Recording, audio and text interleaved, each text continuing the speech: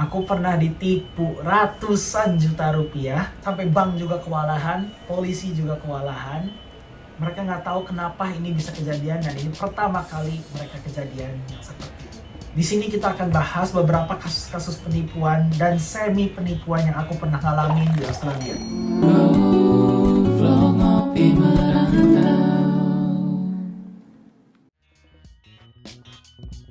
Halo, aku adalah William, aku adalah seorang project manager di Australia.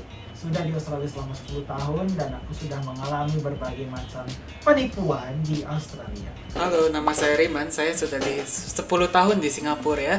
Jadi saya sekarang kerja sebagai AI engineer dan beberapa kali aku juga pernah ketipu di Singapura ya. Tonton di episode berikutnya untuk penipuan Singapura. Ayo kita ngewan, kita ambil kopi. Ayo kita ambil kopi kita masing-masing. Hari ini gua ngewan juga, soalnya udah malam, biar bisa tidur. Raymond ngambilnya kopi soalnya belum terlalu malam di sana. Udah jam 9. Hari ini wine-nya wine putih ya, bukan wine merah. Biar beda lah sekali-kali. Ayo kita ngobrol. Ayo kita ngobrol. Ayo kita ngobrol Ayo santai. kita ngobrol santai. Ya, Ayo silakan. kamu yang ngomong. Ayo kita ngobrol santai.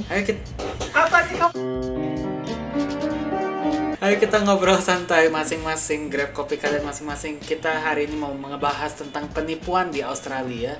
Apakah Australia negara yang aman? Kita cari tahu di episode ini. Oke, pertama kali nih, aku pernah hampir ketipu ya di Australia. Banyak, gak kehitung insidennya semua juga kayaknya agak udah lupa lah. Cuman yang pertama kali aku masih inget sampai sekarang. Dulu tuh aku pernah hampir ketipu rent, dari rental apartemen. Rem itu apa? Rent. Oh, rent. Nah, dari rental apartemen itu dulu, pas aku sempet tuh homeless, cari-cari rumah susah dan lain-lain, aku tuh pernah hampir ketipu sama satu orang. Dia ngelisting tuh di Facebook Marketplace, tempat bagus dan lain-lain. Di CBD juga harganya murah. When they say, if it seems too good to be true, then it is probably too good to be true. Kenapa? Itu quote gak tau dari siapa, cuman emang sebenarnya benar, too good to be true. Itu ada satu bedroom apartemen, udah fully fitted, udah ada furniturnya dan lain-lain, ada ranjang, ada ini, ada itu. Renting out sebesar $800 sebulan.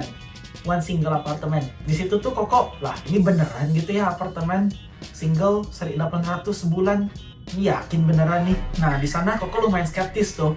Makanya Koko tanya, aku boleh inspect ke apartemennya. Si orang itu ngomong, aku sekarang lagi overseas, lagi di luar negeri. Aku nggak bisa nih sekarang ngasih inspection. Aku cuma punya beberapa foto dari apartemennya. Nanti kalau misalnya kamu mau inspect dan kamu mau udah jadi, dulu tuh Koko pernah masuk yang namanya Christian Union kan. Terus dia tuh mikir kayak ya agamawis Kristen gitu lah. Kayak Koko bener-bener religius dulu. Dia tuh ngomong, oh kita sesama Kristen kita kan harus percaya sesama gitu ya. Aku nggak bakal nipu-nipu lah ke kamu atau gimana. Kamu kalau udah transfer deposit atau gimana, gue langsung kirimin kuncinya ke lu sekarang juga ke address lu. Pakai mail. Kayaknya kalau mereka ngomong aku nggak bakal nipu, itu artinya penipuan. Nah makanya di sana Koko skeptis kan. Ya gitu ya, apartemen sebagus gini harga 800 sebulan gitu ya. Makanya Koko pikir lagi, aku boleh minta ID kamu nggak? Udah kayak gitu terus, udah Koko minta ID, dia kasih lah paspor dia, detail-detailnya semua. Dari SIM, dari paspor, dari address apartemennya di mana, apartemennya nggak ada orang jadi kuncinya harus dikirim. Semuanya lengkap lah, udah dikirim ke Koko. Makanya Koko lumayan skeptis, ini beneran orang di luar negeri makanya ngerental lumayan murah, nggak tahu market di sini kayak gimana, atau emang ini penipuan gitu ya. Kalau misalnya penipuan kenapa dia berani gitu ya ngasih paspor, ngasih SIM, ngasih ini, ngasih itu. Nah di sana Koko lumayan contemplating, lah gimana ya, Koko lagi butuh duit ya, Koko sekarang homeless. Koko tinggal di rumah temen sampai berapa minggu itu, sampai ditombokin dulu duit rent, duit bond dulu. Di masa-masa desperate kayak gitulah ya, Koko sempat mikir kayak ya anything goes lah, yang penting Koko dapat tempat tinggal atau gimana. Untung kemarin tuh Koko ada temen, nggak tau lah dia kerja di mana. Koko nanya, ini kira-kira scam atau enggak? Entah gimana pun itu, dia tuh dia nge cross check nomor paspornya sama sistem. Nggak tahu sistem apa, sistem Australia atau gimana. Terus dia tiba-tiba ngomong sama Koko, ini paspor palsu. Nah di sana tuh Koko udah minta mami papi kan, pap mam butuh duit dikit buat deposit, buat bayar bond. Soalnya sama papi mami kan awalnya nggak dikasih, suruh pakai bond lama. Cuma bond lama juga masih belum keluar, jadi Koko juga bingung harus gimana kan. Terus yakin ini. Koko ngomong iya kayaknya yakin sih ini, nggak tahu orangnya lagi di luar negeri. Makanya Koko tanya temen lah, dia cross check tuh paspornya palsu. Kok ngomong, hah? Iya ya, paspornya palsu. Terus di dalam hati, anjir, untung aja Koko nggak bayar dulu ya. Koko bayar dulu, ini orang kabur kemana? Ya dengan alibi agama gitu ya. Jadi kalau misalnya ada orang, contoh di Indo ngomong, oh menurut Islam itu nggak bagus, kita sama-sama Islam lah ya. Kita ya saling membantu lah. Kita saling membantu, aku offer apartemen ini murah lah ke kamu atau kayak gimana. Itu ya bisa jadi benar, bukan berarti aku ngomong semua orang gak baik gitu ya. Cuman kisah aku tuh orang itu seperti gitu loh. Ayolah kita sama-sama Kristen, kita saling membantu lah, inilah itulah. Kalau di Indo ngomong kita sesama agama nggak mungkin menjerumuskan itu ya, gak gimana masuk akal, soalnya memang semua orang di Indo orang beragama gitu ya. Tapi kalau di Australia kan beda cerita ya, banyak yang ateis juga. Australia banyak ateis, Australia ya macam-macam lah Makanya agamanya. konteksnya kalau ngomong kita orang yang agamanya sama kayak gitu mungkin lebih bisa dipercayai daripada kalau di Indo ya. Kalau di Indo ngomong kita sesama beragama ya kan, semua orang juga beragama di Indo gitu, memang by law you have to have a religion ya. Terus kedua, yang lumayan convincing Koko itu tuh teman RC Koko dulu. Dulu tuh teman RC Koko ngomong kayak dia tuh sangat percaya sama Koko, soalnya dia orang China, dia agama Kristen. Terus dia tuh masuk ke All Christian High School Girl School gitu loh. Jadi malam-malam tiap kali habis nugas, habis apa, kadang-kadang ya kalau misalnya dia nggak berani pulang sendiri ya Koko antar lah atau kayak gimana. Atau nggak, terus kalau misalnya dia mau curhat atau apa, Koko bukan berarti suka sama dia ya. Cuman dia pokoknya I'm one of her trusted friend gitu loh. Soalnya dengan satu konteks kita sama agama, itu doang. Dia sangat percaya sama Koko gara-gara Koko tuh Kristen dulu. Makanya Koko sempat mikir, Menarik. ini orang ngomong gini ke Koko, ngomong oh sama-sama agama Kristen, ini kita nggak boleh gini lah, kita saling membantu. Atau nggak, oh kita sama-sama orang Indo gitu, itu sering banget di Australia. Kita sama-sama orang Indo, kita saling membantu. Banyak sih orang Indo yang saling membantu, banyak banget, jangan salah ya. Ada grup namanya The Rock, adalah grup merantau gitu di Australia, like Indo Melbourne, itu kan saling membantu ya sesama orang Indo. Cuman ada juga lah yang gitulah. Ya pas Koko di sana tuh Koko kayak wah ya udahlah, udah ketahuan tuh ternyata orangnya palsu, udah SIM-nya udah paspornya palsu dan lain-lain, hampir ketipu. Ya untung aja Koko nggak bayar deposit, jadi nggak jadi ketipu. Itu pertama di rental. Menarik ya, soalnya Ri juga pernah ada kejadian yang mirip banget di Singapura, kita bahas di episode selanjutnya ya. Tapi bedanya aku ketipu, kamu gak ketipu, hilang ribuan dolar aku. Ya untung itu kan 1 bulan rent sama 1 bulan bond, berarti 800 kali 2 itu 1.600 dolar yang harus Koko bayar ke dia, sekitar 16-17 juta. So untung Koko kagak bayar. Koko bayar, mampus deh Koko, udah homeless, gak punya duit, bayar segitu tambah tekor lagi. Untung kagak ketipu. Terus pengalaman kedua dicolong pernah. Dulu tuh pas baru-baru di sini, aku tuh pernah kerja. Ini ada video aku nguber sehari gitu. Dulu aku tuh pernah nguber pakai sepeda. Di Australia regulasi tuh sepeda harus punya helm, harus pakai lampu depan sama lampu belakang. Lampu depannya kedip-kedip, lampu belakangnya kedip-kedip. Kalau nggak pakai lampu, nggak pakai helm, itu bisa kena denda. Dulu tuh Koko nguber. Walaupun di pedestrian walk juga, walaupun di sideway juga harus pakai helm. Harus pakai helm selalu kalau lagi sepeda, kecuali kalau kamu jalanin sepedanya. Nah, dulu tuh Koko nguber pakai sepeda kan. Pas Koko nguber pakai sepeda, Koko lagi pick up pizza tuh, Koko taruh tuh helmnya di samping sepeda, digembok kan. Begitu Koko keluar tuh, entah kemana helmnya dipotong kali yang apa sih sebelah sininya. Itu kan ada kayak strap ya. Strapnya entah dipotong atau gimana, hilang helmnya. Udah helmnya hilang, Koko carilah helmnya, ini jatuh, hilang atau kemana. Walah gak ada helm, gimana ini? Otomatis Koko, wah ini gimana nih ya? Koko harus deliver nih pizza, gak ada helm. Koko harus ngapain? Jaraknya 5, biasa kalau misalnya naik sepeda bisa jadi kadang-kadang ya, bisa sampai ya 5 kilo ada lah ya, naik sepeda sampai 5 kilo, 5-10 kilo bisa itu. Jadi di sana Koko, wah ini makanan nggak bisa di cancel, Koko yang kena marah. Udahlah Koko deliver dulu makanan, terus Koko langsung sambut pulang kan. Udah Koko tuh deliver makan, sambut pulang. Koko di pedestrian walk tuh, di jalan-jalan yang ada orang, kadang-kadang sepeda tuh bisa naik, bisa turun, bisa di jalan, bisa di mana-mana lah, bisa lumayan fleksibel. Tiba-tiba ada gang kecil, mobil keluar, nggak kelihatan kayak mobil polisi. Terus Koko, ini Koko. Maksudnya? Nggak, ada gang kecil, nggak kelihatan ada mobil, cuman mobilnya tuh nggak kayak mobil polisi juga. tiba-tiba ada siren, wup wup wup wup, gitu loh. Terus Koko, lah ini Koko terus apa ya? Koko liatin, orangnya keluar, polisi 2 keluar. Dia ngomong, where's your helmet? Terus Koko ngomong, oh ya helmet aku pernah curi. Terus kadang-kadang kalau misalnya Koko ngomong kayak begitu, kalau misalnya polisinya baik kayak tremor di sana atau gimana ya, kadang mereka percaya. Cuma kebetulan mereka nggak terlalu percaya, dan mereka punya body cam. Mereka punya body cam ngerekam apa aja yang Koko ngomong. You know everything that you say can be used against you as evidence. Terus Koko ngomong ya helm aku dicolong barusan, aku nggak bisa pakai helm. Ya langsung pret denda. Cepet $483. Gede banget. Ya, di sana Koko lagi bokek-bokeknya, sampai sekarang masih diingetin tuh sama Mami. Koko soalnya harus pinjem duit $483 ke Mami. Dan sampai sekarang itu kamu banyak fine kayak gitu. Kemarin pas apa sih hilang helm kayak gini gitu. Kenapa? Mintanya dari siapa? Dari Mami kan? Nah, Koko iyalah kadang-kadang parkir sembarangan dapat fine. Cuma majority itu siapa yang bayar? Koko. Itu Koko bayar sendiri. Siapa yang ngomong Koko nggak bayar fine sama sekali? Cuman on the way yang diinget tuh dulu loh, yang Mami harus ngeluarin $483. Jebret, nih fine. Sampai sekarang masih diingetin sama Papi, juga kemarin masih dibahas tuh pas lagi bokeh-bokehnya atau apa. Ya kamu harus belajar lah, kamu harus berani tanggung jawab lah, inilah itu lo nggak boleh pinjam terus. Kemarin fine apa sih, helm di sepeda bla bla bla bla. Lah itu helm sepeda berapa tahun yang lalu ya, 8-9 tahun yang lalu. Kenapa masih bawa sampai sekarang? Ya begitulah, itu helm dicuri dan polisinya ya nggak peduli gitu. Oke, ini juga pernah pas aku udah mulai part time job. Ini ada di Indo juga, ada di semua negara lah, bukan cuma di Australia. MLM, pernah dengar MLM nggak? Multi level marketing. Di Singapura ilegal. Di Australia juga harusnya ilegal. Cuman mereka tuh punya loophole. Cause we're selling a product, we're basically not MLM. Cause MLM is only financial blah blah blah blah blah blah blah.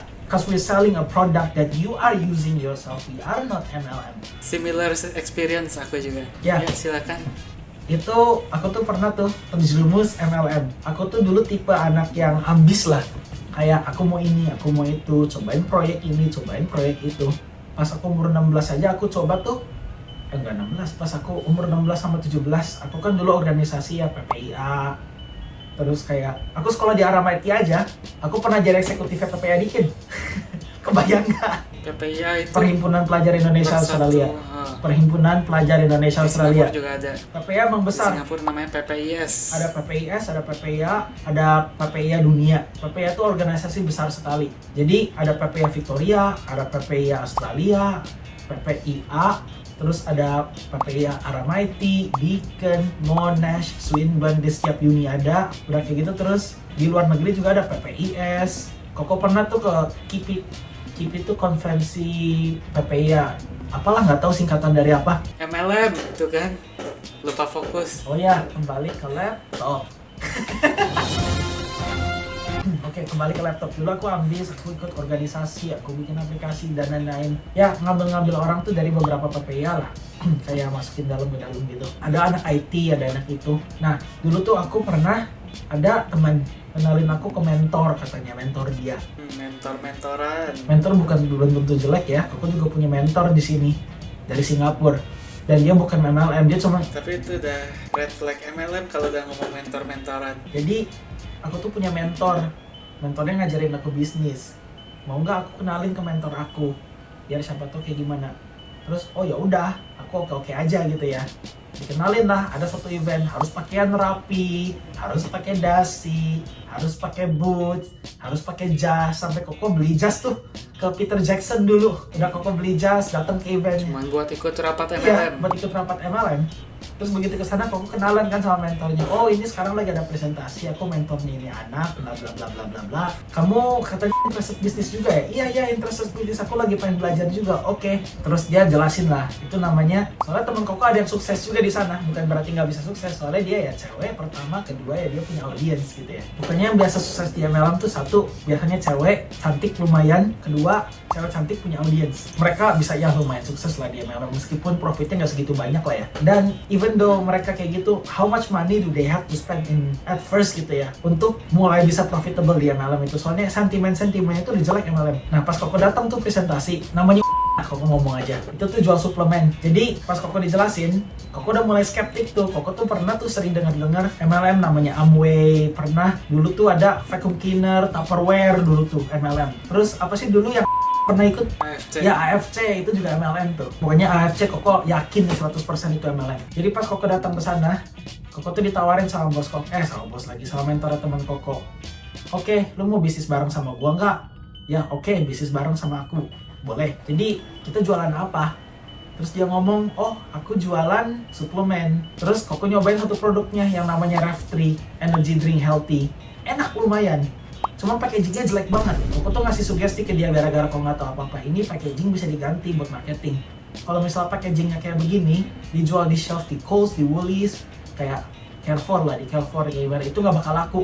Orang-orang tuh nggak bakal interested sama produk ini dan nggak bakal dibeli. Kenapa? Dari packaging aja jelek banget. Orang tuh ngeliat packaging buat ngebeli. Terus dia ngomong santai. Kita tuh kalau ngejualan bukan kita jualan di retail gitu. Kita jualan ke orang yang make. Dan sekarang juga contohnya channel-channel masih ada tuh. Berarti Koko mikir lagi di sana. Lah, ini produk lu atau bukan sih? Kalau produk lu kan lu harusnya bisa di packaging ya.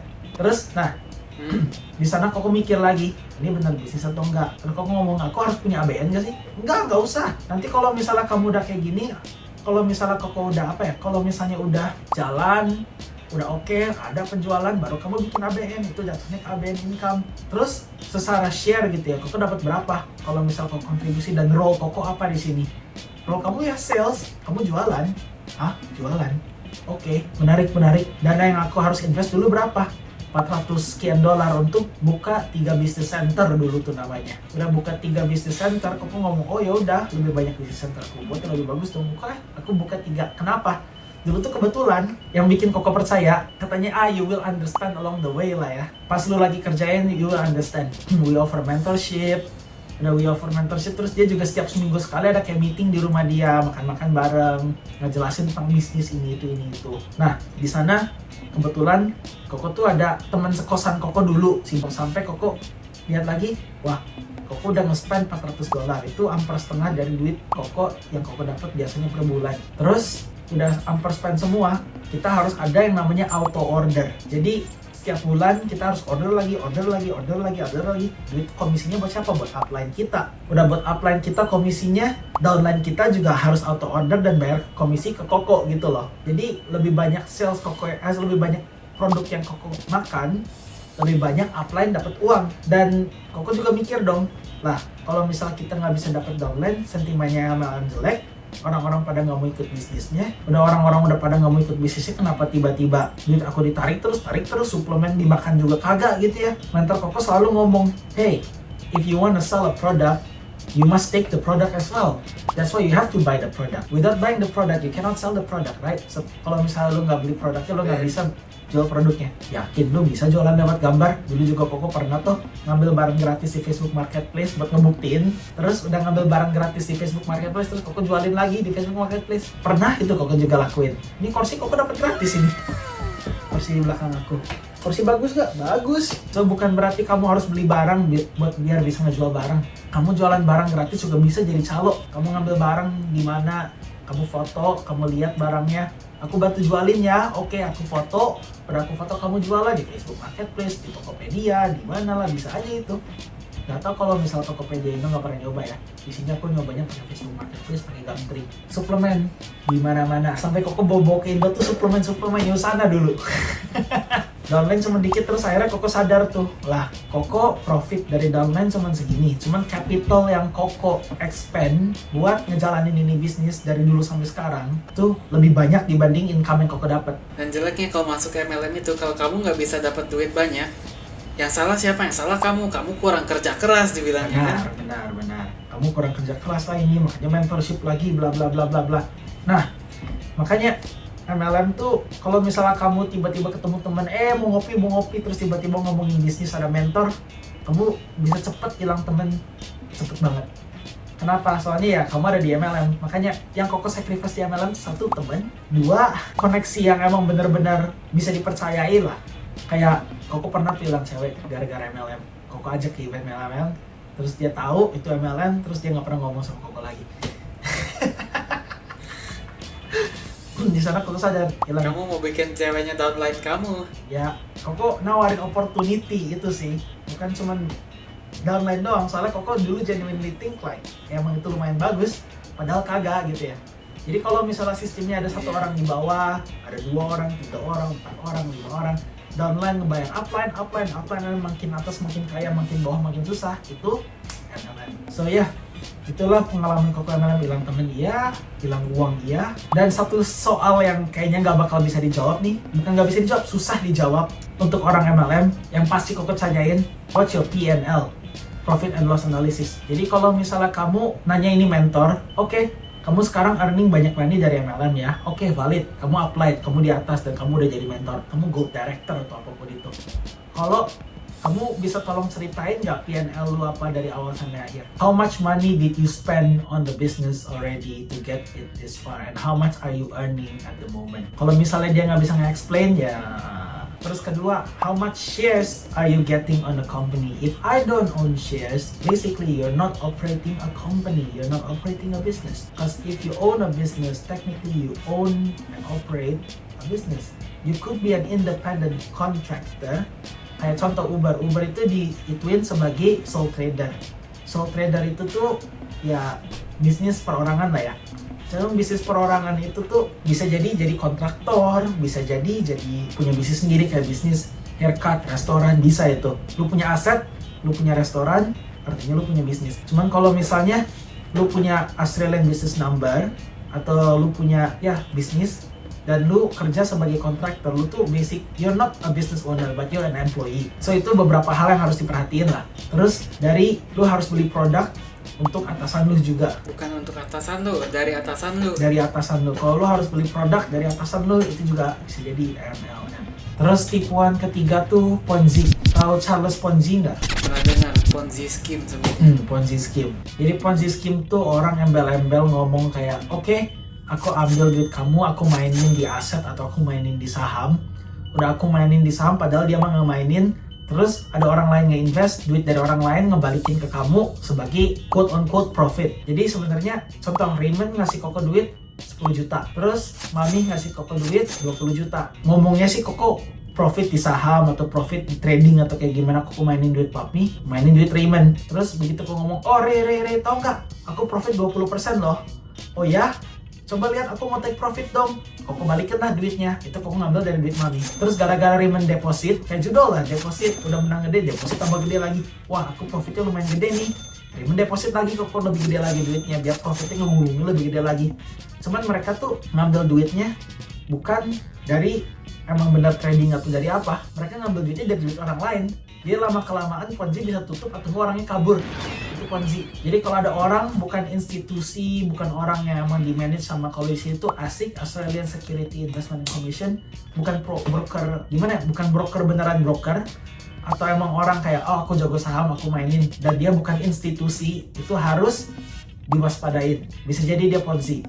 Harus hati-hati. Kamu pernah kena Ponzi? Pernah. Nah, cuman di situ Koko profit. Udah kamu profit, kamu langsung cabut aja. Mau deposit lagi nggak? Kagak. Jadi cabut, kamu profit. Ya, cabut, Koko profit dulu di Ponzi. Jadi kamu nggak hilang duit. Dulu tuh Koko ada. Tapi orang-orang yang udah keburu ngasih banyak sebelum dia kabur hilang duit semua. Ya, orangnya bisa jadi kabur dengan depositnya orang-orang lain. Iya. Jadi ambil duit, balikin duit, ambil duit, balikin duit. Gak tau sampai berapa duitnya terus orangnya cabut. Itu namanya Ponzi scheme. Sering dengar ya, di Indo juga banyak tuh kayaknya Ponzi. Itu yang pertama kali bikin tuh namanya Charles Ponzi. Ada yang ngomong cryptocurrency itu Ponzi, cuma menurut Koko bukan. Soalnya Bitcoin itu menurut Timothy Ronald adalah solusi yang Koko sendiri agree. Koko dulu pernah kena Ponzi, Koko deposit tuh dari awalnya tuh Koko deposit $500. Terus dia balikin. Aku main ini trading itu dulu dia apa? Di indeks Hang Seng namanya, indeks China, indeks Hang Seng katanya. Oke, Koko invest $500, dimainin, dibalikin tuh $100. Jadi total balance Koko $600. Oh ya, cepet banget ya, cuma beberapa hari langsung dapat cepet. Oke, Koko invest lagi jadi $800. $800 dibalikin $300. Oh, aku hari ini profitnya gede nih, 30%, 50%. Lumayan main trading di Hang Seng, bla bla bla bla. Ini strateginya, dikasih tahu semua strategi dan lain-lainnya, invest kemana dikasih tahu. Terus udah kayak gitu, aku deposit lagi. Udah dapat cuannya mau dideposit lagi nggak? Oke, jebret, dapat lagi 50%, jadi 1.500. Terus kok ngomong, aku mau nyoba nih, apa ya, withdraw fund. Mau withdraw berapa? $500. Oke, kok withdraw tuh $500. Cuman kok ngomong sama papi dulu tuh, kok tuh dulu ada mentornya dia bisa trading. Terus kok ngasih tahu dana dia ke dia, kok investasi ke dia. Mentor. Ya, kok investasi ke dia, udah kok investasi ke dia, terus dia ngajarin kok cara trading. Plus dia mainin dana Koko, dia dapat komisi dikit dari dana Koko dan Koko dapat duitnya balik. Kata papi, hati-hati Ponzi. Coba cari Ponzi apa? Oh ya udah, Koko carilah Ponzi scheme di internet. Nah itu kenapa Koko bisa tahu yang namanya Charles Ponzi. Oh, red flag semua keluar gitu. Ya, Ponzi. red flag semua keluar. Makanya Koko mikir kan di sana, wah ini orang jangan-jangan Ponzi. Meskipun aku desperate duit dan aku dapat duitnya sekarang, aku coba WD lah. Kau ngomong lah sama orangnya. Aku mau nyoba WD semuanya, siapa tahu duitnya ketarik. Aku nggak tahu kan, siapa tahu Ponzi. WD itu apa? Withdraw. Oh, Aku mau withdraw semuanya, cobain. Soalnya aku dengar banyak nih sekarang kasus-kasus Ponzi atau kayak gimana. Aku cuma mau ya jangan mastiin ngomong kalau- kasus Ponzi lah. Enggak, aku mau ngemastiin kalau misalnya lu bukan Ponzi. Dan aku bakal deposit lagi kalau misalnya lu bisa nge-withdraw semua dana lu. Kok ngomong gitu?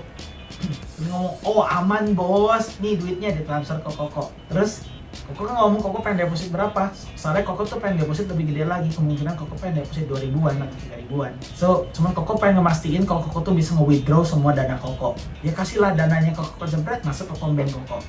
Udah masuk ke kombank Koko, oh oke depositnya tunggu ya. Terus Koko nggak masukin deposit. Ya begitulah. Jadi Koko pernah kena Ponzi, cuman Koko cuan. Kenapa? Soalnya Koko nggak deposit lagi. Menarik. Koko lupa nama orangnya apa, pokoknya nama Instagramnya tuh something trading, Koko juga lupa. Ini ada satu cerita lagi.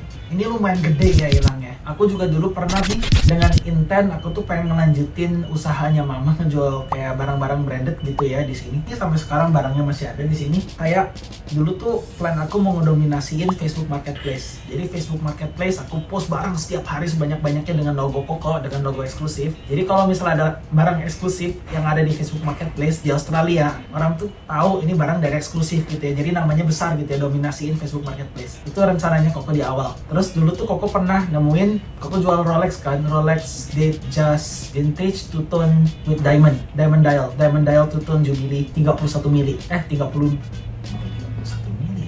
Berapa mili ya lupa, Koko juga udah lama. Nah, itu Koko inspect kan, ada orang mau inspeksi. Oke, Koko bawa 2 jam, sengaja buat nge-upsell jam sebelahnya. Udah Koko bawa 2 jam tuh, ini Rolex pertama yang kamu mau. Koko tawarin ke dia tuh harga di angka $9.800 kalau nggak salah, 9.800-an. Terus yang Rolex kedua yang sampai sekarang masih ada di sini, ya aku tunjukin barangnya. Kalau mau beli harganya di 120 juta. Sekalian promosi ya. Sekalian promosi. Bisa dicek di IG-nya di Exclusive Mention. Ini barangnya. Ini vintage Datejust all gold and diamond. Ini braceletnya custom. So dialnya ini original dial with diamond all gold 18 karat. Ini braceletnya custom with diamond juga, semuanya real diamond. Itu ya karatnya lebih kecil lah, bisa jadi 14 karat ke bawah atau 14 karatan braceletnya di sini. Ini comes with original box, Rolex box, and ya harganya di $12.000 Australia. Gold sekarang lagi naik banget ya, makanya ini adalah sebuah aset. Kebetulan Koko tuh bawa jam itu sama jam sebelah kan. Nah dia ngomong, oh aku mau nyoba nih ngambil jamnya dua-duanya. Aku interested on both of the watch, dua-duanya. Lu mau berapa? Terus aku ngomong, ya udah for both I can do $19,000, $19.000. Ah udah, ya sekitar 200 jutaan lah buat dua. Makanya Koko ngomong oke.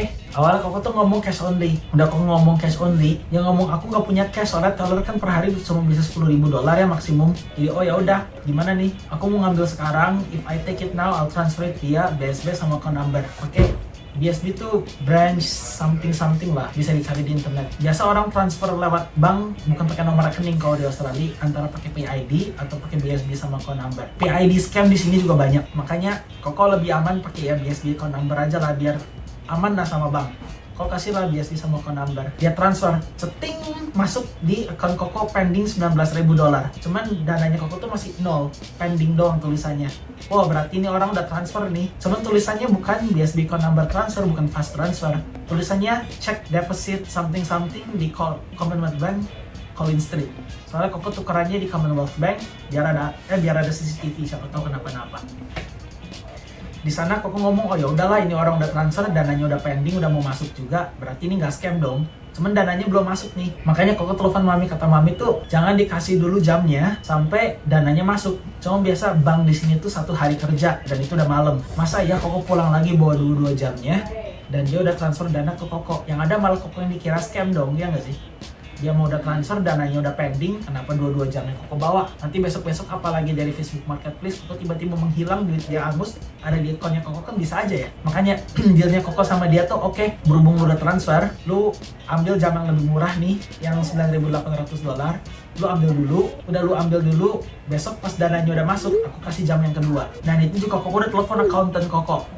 Ini orang transfer $19.000, ini bakal ditarik lagi nggak dari bank? Akuntan Koko tuh ngomong, oh kalau orang udah transfer, itu tuh biasa nggak bisa ditarik lagi. Nggak bisa kayak di reverse tiba-tiba gitu loh.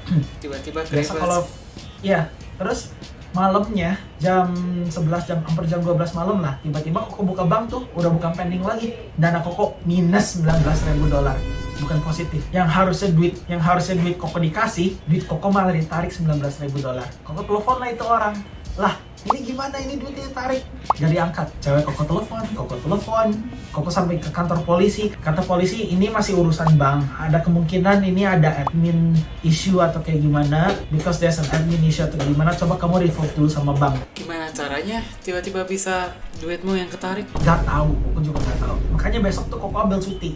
Koko ngomong sama bos Koko ada emergency. Kenapa emergency? Aku baru hilang $19.000. Kok bisa sih? Ya, Koko ceritain. Yang sampai sekarang masih dijadiin senjata sama bos Koko. Terus ya intinya mah Koko ambil cuti, Koko ke bank tuh ngurusin itu. Orang Koko ke bank, terus dia ngomong katanya, hah ini kenapa tulisannya check deposit? Lu make sure dia deposit lewat BSD sama account number kan? Koko kasih tau lah, ada live foto ini buktinya BSD sama account number dia transfer kan? Begitu itu buktinya, hah kenapa tiba-tiba tulisannya cek kalau akunnya dari BSD sama account number? Terus tulisan branch kan di Collins Street ya. Si yang fraud manajernya ke mesin ATM, dia cek, dia bongkar tuh ATM, dia nggak ngelihat ada cek di sana. Terus dia ngomong lagi, Koko, I've never seen this case before. Gua nggak pernah ketemu kasus kayak begini, dan aku juga nggak tahu kenapa. I know it's a little bit weird. There's no check on the ATM. Cuman kenapa bisa appear on the card as a check? What I can do is I can reverse back the transaction and make your balance zero. Jadi 19.000-nya sama banknya besoknya dibalikin. Aku akunnya bukan negatif 19.000 lagi, jadi balik lagi ke nol. Udah akunnya balik lagi ke nol. Aku lapor tuh polisi, ini gimana? Katanya civil issue, bakal di-investigate. Nah, tuh udah berapa bulan nih dari... Udah 8 bulan, masih belum ketemu orangnya. 1 jam hilang. Ada update nggak? Ada, kemarin detektif telepon, katanya I might probably have a lead on who the person is. Cuman sejak itu ya Koko belum dapat update lagi. Koko harus telepon lagi detektif ya, udah 9 bulan ini. Soalnya Koko ngomong, it has been 9 months, finally you actually get back to me about this. Terus dia ngomong, oh, yeah, there's a little bit more case in Australia that's more prioritized than this case. Soalnya kemarin ini ada orang baru hilang sekitar berapa $1 million juga dan aku yang handle. Katanya sih gitu ya. So, your case sebanyak $19.000 itu tuh lower on the priority list. Ya dianggap lebih kecil dibanding kasus orang yang hilang millions of dollar. Tuh. Jadi sampai sekarang ya, Koko datang ke kantor polisi aja, mereka ngomong, oh yang handle kasusnya si inilah. Koko ngomong tuh sama polisinya si Lachlan juga ya. Nama polisinya Lachlan. Kemarin dia sempat cuti dulu, udah cuti terus dia balik lagi, dia ambil kasus sama si detektif itu. Terus dia ngomong kayak, oh aku lagi nyari CCTV footage dari Combank kemarin tuh udah lama. Sekarang sih kayaknya harusnya udah dapet ya, soalnya detektifnya telepon ke Koko kalau dia udah punya lead, kayaknya orangnya siapa. Itu salah satu kasus yang bank sendiri juga nggak tahu gimana caranya transfer deposit BSB account number, malah tiba-tiba jadi admin cek deposit something 19.000 dan duit Koko yang malah ditarik. Entah kenapa dan nggak tahu gimana pun itu caranya. Oke, jadi sekian dari kita. Kita ngopi merantau, kita ingin membawa perspektif luar negeri kepada orang-orang di Indonesia. Sekian dari kita yang subscribe, amin, cepat kaya. Bye-bye. Amin, bye-bye. Hey, jangan skip dulu video ini. Percaya nggak kalian kalau aku bisa bikin kartu ini melayang ya? Kalau aku bisa, kalian harus janji subscribe ke channel-channel kami dan tonton video kami yang lainnya ya. Ayo kita lihat. Hey, melayang beneran ini. Sesuai janji.